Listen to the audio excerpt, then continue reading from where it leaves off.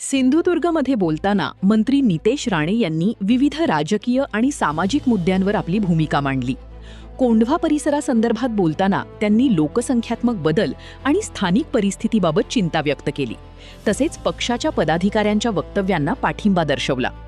राज ठाकरे यांच्याबाबत झालेल्या वक्तव्यांच्या पार्श्वभूमीवर त्यांनी कोणत्याही नेत्याविषयी अवमानकारक भाषा वापरणे अयोग्य असल्याचे स्पष्ट केले. नाना पटोले यांच्या टीकेला उत्तर देताना राणे यांनी मराठी भाषेचा आग्रह आवश्यक असल्याचे सांगितले. मात्र त्यासाठी हिंसेचा मार्ग योग्य नसल्याचेही नमूद केले. विविध भागांचा उल्लेख करत त्यांनी सर्वत्र समान भूमिका घेण्याची गरज अधोरेखित केली. तसेच अबू आझमी यांच्या भूमिकेवर प्रतिक्रिया देताना त्यांनी मराठी शिक्षणाचा प्रसार सर्व स्तरांवर व्हावा अशी भूमिका मांडली. मराठी शाळांबरोबरच इतर शैक्षणिक संस्थांमध्येही मराठी शिकवली जावी असे त्यांनी सुचवले. आमच्या सिंधुदुर्ग जिल्हा बँकेची जी काय यशस्वी अशी घोडदौड आणि वाटचाल, आज आम्ही 7,000 कोटीची उलाढाल त्या ठेवीपर्यंत आमची सिंधुदुर्ग जिल्हा बँक आज पोचलेली आहे.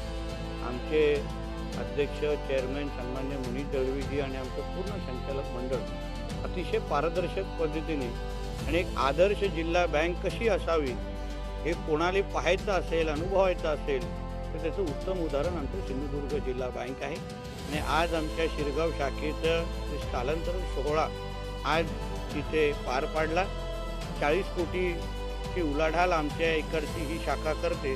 मला विश्वास आहे येणाऱ्या काळात जो विश्वास आमच्या या भागाच्या जनतेने, शेतकऱ्यांनी, कष्टकऱ्यांनी आमच्या जिल्हा बँकेवर दाखवलेला आहे, येणाऱ्या काळात निश्चित पद्धतीने या 40 कोटीच्या उलाढालामध्ये वाढ होईल आणि लोकांचा विश्वास आमच्या जिल्हा बँकेवर अजून घट्ट होईल.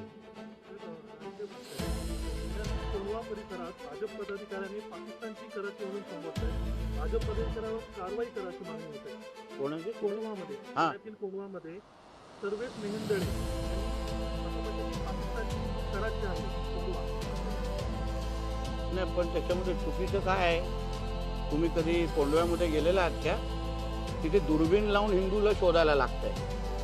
लोकांना ह्या आमच्या हिंदू राष्ट्राला 2047 पर्यंत इस्लाम राष्ट्र बनवण्याच्या दृष्टिकोनातून जे काही भाग हे लोकांनी जास्त लक्ष घेतलं त्याच्यामध्ये कोंढवा आहे. मग मालेगाव आहे, नयानगर आहे मीरा रोडमध्ये, नंतर आमच्या मुंबईमधले काही भाग आहेत. आणि म्हणून जे आमच्या भारतीय जनता पक्षाच्या पदाधिकाऱ्यांनी जे काही म्हटलेलं आहे त्याच्यामध्ये काही चुकीचं नाही. जो काही तिकडे जे आज परिसरामध्ये सगळं जे काही हिरवं करण्याचा जो काही प्रयत्न हिरव्या सापांच्या माध्यमातून होत आहे ते सत्य सांगण्याचं काम त्या आमच्या भारतीय जनता पक्षाच्या माझ्या सहकार्याने केलेलं आहे. म्हणून मला त्याला पूर्ण पाठिंबा आहे. मुंबईमध्ये राज ठाकरे यांना परप्रांतीय शिवीगाळ केली. त्या सगळ्या मनसेनेत्यांनी त्या परप्रांतीयांना टोकले नाही. आता मला ती बातमी ऐकलेली नाही आहे, पण असं कोणालाही शिवीगाळ करणं हे अत्यंत चुकीचं आहे. प्रत्येक नेत्याला त्या व्यक्तीला एक मान असतो, पण कोणीही कोणावर शिवीगाळ करू नये असं मानणाऱ्यापैकी आहे. मराठी भाषेवर हिंसाचार नको, त्यावर नाना पटोले म्हणतात की हे मुख्यमंत्र्यांना रोजगारात उद्योगात लहान पडतात. नाही, पण आमच्या आदरणीय मुख्यमंत्र्यांची ही नेहमीच भूमिका राहिलेली आहे. मराठी भाषेचा आग्रह झालाच पाहिजे, पण तो मराठी आग्रह करत असताना हिंसा कशाला करायला पाहिजे आणि हिंसा फक्त हिंदूंवर कशाला करायला पाहिजे? कधी मोहम्मद अली रोड, नल बाजार, मालेगाव, भिवंडी, नयानगर इथे जरा हिंसेची भाषा करून दाखवा ना. मग बघा काय काय होतं, हिरवे साप कसे वळवळ करतात. आणि म्हणून जे आदरणीय मुख्यमंत्र्यांनी बोललेलं आहे ते अतिशय योग्य आहे. कदाचित नाना पटोलेंना उशिरा सुचलेलं शहाणपण त्यांना वाटतं आहे, कारण का त्यांना कदाचित मुख्यमंत्र्यांची भूमिकाच कळली नसल्यामुळे अवेळी नाना पटोलेंनी तोंड उघडवू नये असा सल्ला मी त्यांना देईन.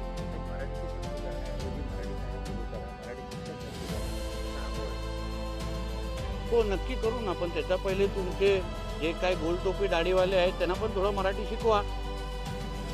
उद्याची आजान जरा मराठीमध्ये करा. मदरसामध्ये पहिलं मराठी शिकवा. मराठी शाळा आम्ही निश्चित पद्धतीने सक्षम करू, पण त्याचबरोबर मदरसांमध्ये पण लवकर जरा मराठी शिकवण सुरू करा असा थोडा आग्रह मी अबू आझमींना करायला सांगेन. चला.